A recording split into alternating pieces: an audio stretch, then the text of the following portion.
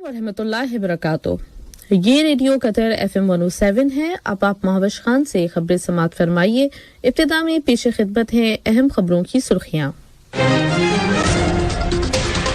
صاحب سمو نے کل شام لوسیل پیلس میں اسکالرز، ججوں، علماء کرام، پبلک پروسیکیوشن کے شعبے کے ارکان اور تعلیم کے شعبے سے منسلک افراد کے اعزاز میں افطار پارٹی دی. ریاست قطر نے کل درجنوں یہودی آبادکاروں کی جانب سے مسجد اقصی پر دھاوا بولنے اور قابض اسرائیلی فوج کے ساتھ مسجد کے اندر اشتعال انگیز کارروائیوں کے اوقات میں توسیع کے معاہدے کے اعلان کی سخت ترین الفاظ میں مذمت کی ہے. وزارت صحت نے اعلان کیا ہے کہ 1 اپریل 2023 سے چین، ہانگ کانگ اور مکاؤ سے قطر آنے والے مسافروں کو سفر سے پہلے کے کووڈ-19 PCR ٹیسٹ کی ضرورت نہیں ہوگی. شمالی کوریا کے لیڈر نے ملک میں جوہری ہتھیاروں کے پروجیکٹ میں توسیع کرنے کا اعلان کیا ہے اور جوہری ہتھیاروں میں غیر معمولی اضافہ کرنے کی ضرورت پر زور دیا ہے. یہ تھی اہم خبروں کی سرخیاں اور اب مفصل نشریہ سماعت فرمائیے. بسم اللہ الرحمن الرحیم. صاحب سمو امیر شیخ تمیم بن حمد آل ثانی نے کل شام لوسیل پیلس میں اسکالرز، ججوں، علماء کرام، پبلک پروسیکیوشن کے شعبے کے ارکان اور تعلیم کے شعبے سے منسلک افراد کے اعزاز میں افطار پارٹی دی. اس افطار پارٹی میں صاحب سمو امیر کے ذاتی نمائندے شیخ جاسم بن حمد آل ثانی، شیوخ، کابینہ کے وزراء اور اعلیٰ حکام نے شرکت کی. ریاست قطر نے کل درجنوں یہودی آبادکاروں کی جانب سے مسجد اقصی پر دھاوا بولنے اور قابض اسرائیلی فوج کے ساتھ مسجد کے اندر اشتعال انگیز کارروائیوں کے اوقات میں توسیع کے معاہدے کے اعلان کی سخت ترین الفاظ میں مذمت کی ہے. وزارت خارجہ کی جانب سے جاری کردہ ایک بیان میں رمضان کے مبارک مہینے کے دوران مسجد کے اندر اشتعال انگیز کارروائیوں سے متعلق مذکورہ معاہدے کو ایک خطرناک اقدام قرار دیا گیا ہے جو دنیا کے 2 ارب سے زائد مسلمانوں کے جذبات کو مشتعل کرنے کا موجب ہے. بیان میں اسے بین الاقوامی قوانین اور قراردادوں کی صریح خلاف ورزی قرار دیا گیا ہے. وزارت خارجہ نے مسجد اقصی اور بیت المقدس اور اس کے مقدس مقامات کی تاریخی اور قانونی حیثیت میں کسی قسم کی تبدیلی کو متعارف کرانے کے خلاف خبردار کرتے ہوئے بین الاقوامی برادری پر زور دیا ہے کہ وہ اسرائیلی حکومت کے ان اقدامات کو روکنے کے لیے فوری کارروائی کرے. بیان میں فلسطینیوں کی سن 1967 کی سرحدوں کے مطابق ایک آزاد اور خود مختار ریاست کے قیام سے متعلق، جس کا دارالحکومت مشرقی بیت المقدس ہو، حکومت قطر کے مضبوط موقف کا اعادہ کیا گیا ہے.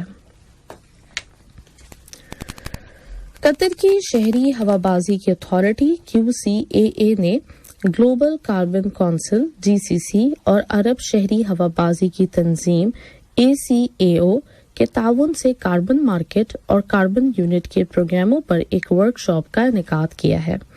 اس ورک شاپ میں، جو ویڈیو کانفرنس کے ذریعے منعقد کی گئی، کئی عرب ملکوں کی ایویشن اتھارٹیز، گراؤنڈ ہینڈلنگ اور ایئرپورٹ کمپنی کے 71 سے زیادہ نمائندوں اور ماہرین نے شرکت کی.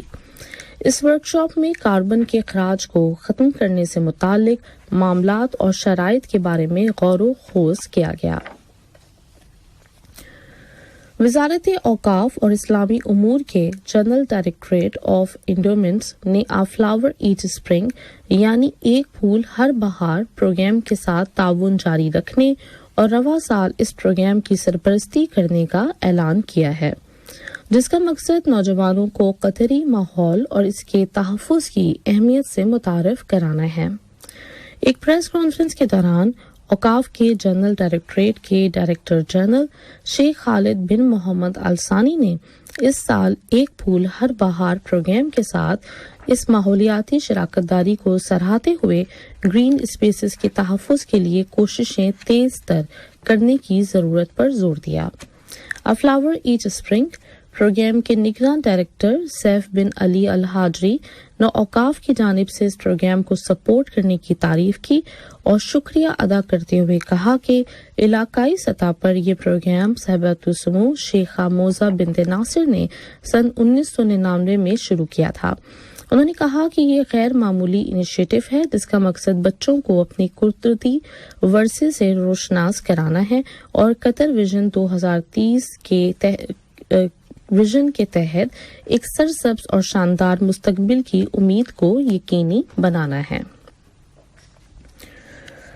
खेल और नौजवानों की वजारत के friends of the environment centre FEC ने वजारत माहौलियात और मौसमियाती तब्दीली के ताउन से दूसरे माहौलियाती फोरम 2023 का इनेकाद किया है, जिसका थीम था हमारा माहौल एक मीरास है, एक वतन। इसमें तालीम और दीगर शोबों के माहिरीन और रिसर्चर्स ने शिरकत की। उन्होंने मकामी और आलमी मौसमियाती तब्दीली के चैलेंजेस, खुराक की हिफाजत पर उनके असरात और इस शोबे में कतर की जानिब से की जाने वाली कोशिशों पर तबादला ख्याल किया। वजारत सेहत ने ऐलान किया है कि 1 अप्रैल 2023 से चीन, हांगकांग और मकाओ से कतर आने वाले मुसाफिरों को सफर से पहले के कोविड-19 PCR टेस्ट की जरूरत नहीं होगी। वजारत ने यह फैसला इस खित्ते और आलमी सतह पर कोविड-19 की सूरत हाल में बेहतरी के बाद किया है। वजारत ने वाज़ेह किया है कि मज़कूरा ममालिक के मुसाफिरों के लिए प्री ट्रैवल PCR टेस्ट के खत्म किए जाने से कतर के अंदर कोविड-19 से मुतालिक सफरी पाबंदियां खत्म हो जाती हैं।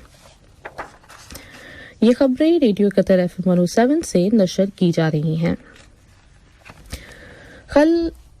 कल फ़लस्तीन के प्रेसिडेंट महमूद अब्बास और उनके तुर्क हममनसब रजब तैयब उर्दवान के दरमियान टेलीफोन पर राब्ता हुआ, जिसके दौरान फ़लस्तीन की ताज़ा तरीन पेशरफ्त पर तबादले ख्याल किया गया।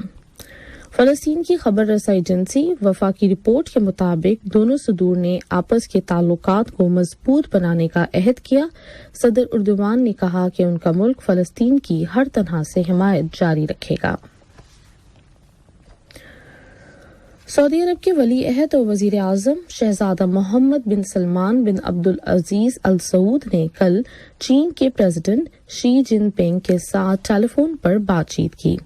सऊदी प्रेस एजेंसी की रिपोर्ट के मुताबिक गुफ्तगू के दौरान मुख्तलिफ शोबों में दो तरफा ताउन के ताल्लुकात को फरोग देने के लिए मुश्तरका राब्ताकारी की कोशिशों के अलावा बाहमी स्ट्रेटेजिक ताल्लुकात की अहमियत और शराकतदारी के पहलुओं के बारे में तबादला ख्याल किया गया। शहजादा मोहम्मद बिन सलमान बिन अब्दुल अजीज अल सऊद ने सऊदी अरब और ईरान के दरमियान अच्छे ताल्लुकात इस्तवार करने के मामले में कोशिशों की हिमायत और चीन की हुकूमत के इनिशिएटिव की तारीफ की। चीन के प्रेसिडेंट ने भी खलीज की कौंसिल बराए ताउन GCC की मेंबर रियासतों और मशरिक वस्ता के दूसरे ममालिक के साथ चीन के ताल्लुकात को मजबूत बनाने के सिलसिले में सऊदी अरब की हुकूमत के रोल की तारीफ की।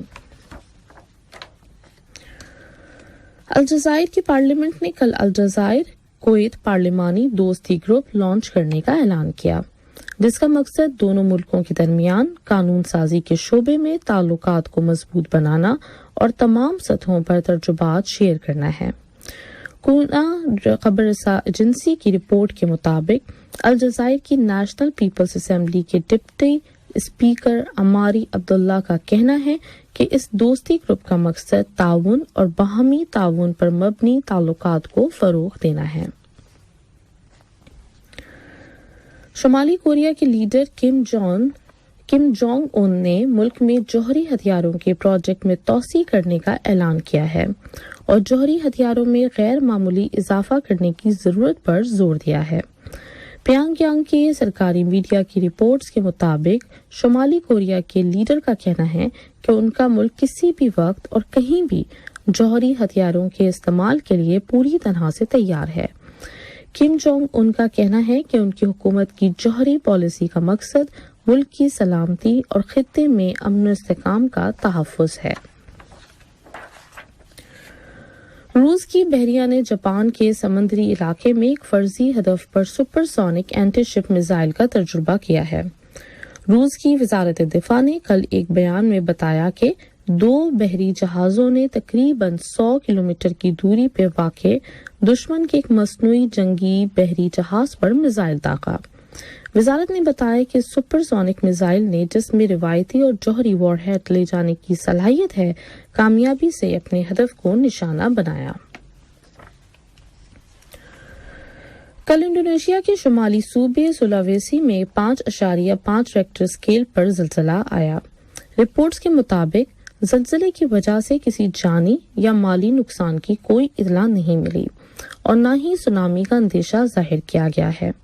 واضح رہے کہ انڈونیشیا میں زلزلے اکثر آتے ہیں کیونکہ یہ بحر الکاہل کی پٹی پر واقع ہے جسے رنگ آف فائر کہا جاتا ہے۔ جاپان کے شمالی علاقوں میں بھی کل 6.1 ریکٹر اسکیل پر زلزلہ آیا۔ زلزلے سے ہونے والے جانی اور مالی نقصانات اور سونامی کے بارے میں وارننگ جاری کرنے کی کوئی اطلاع نہیں ملی۔ اور اب کچھ خبریں کھیلوں کے بارے میں۔ قطر شوٹنگ اینڈ آرچری فیڈریشن نشان اوریڈو رمضان شوٹنگ ٹورنامنٹ کی تیاری کر رہی ہے۔ یہ ٹورنامنٹ 1 اپریل سے 10 اپریل تک لوسیل فیلڈز کمپلیکس میں منعقد ہوگا۔ کم از کم 300 مرد اور خواتین قطری اور رہائشی شوقیہ اور پیشہ ور shooters year pistol, year rifle, تیر اندازی اور شارٹ گن کے مقابلوں میں حصہ لیں گے۔ شرکاء کی ٹریننگ 31 مارچ تک جاری رہے گی۔ اس ٹورنامنٹ میں جیتنے والوں کو 20,000 سے 30,000 قطری ریال کے نقد انعامات دیے جائیں گے۔ ایک پریس کانفرنس میں اوریڈو کے PR ڈائریکٹر صبا ربیع الکواری نے اس ٹورنامنٹ کو اسپانسر کرنے پہ خوشی کا اظہار کیا، جو رمضان کے مہینے میں ہونے والی بہت سی سرگرمیوں اور ایونٹس میں سے ایک ہے۔ کل جاسم بن حمد اسٹیڈیم میں کھیلے گئے فائنل میچ میں الدوحیل کی ٹیم نے سلال کی ٹیم کو 0 کے مقابلے میں 1 گول سے شکست دے دی اور یوں اس نے اپنا پہلا اوریڈو کپ ٹائٹل جیت لیا۔ کل رٹز کارلٹن ہوٹل میں قطر فٹ بال ایسوسی ایشن QFA کی جنرل اسمبلی کا عام اجلاس منعقد ہوا۔ QFA کے نائب پریزیڈنٹ جاسم راشد البوئینین نے، جو ایگزیکٹو کمیٹی کے رکن بھی ہیں، اجلاس کی صدارت کی جس میں QFA کے دیگر اعلیٰ عہدیداروں نے شرکت کی۔ اجلاس کی کارروائی کے دوران جنرل اسمبلی نے سن 2023 سے سن 2027 کی مدت کے لیے ایگزیکٹو کمیٹی کے اراکین کی تعداد کم کر کے 5 کرنے پر اتفاق کیا۔ اجلاس میں ایجنڈے میں شامل دیگر کئی ٹاپکس کے بارے میں بھی تبادلہ خیال کیا گیا۔ آخر میں اہم خبروں کی سرخیاں ایک بار پھر سماعت فرمائیے۔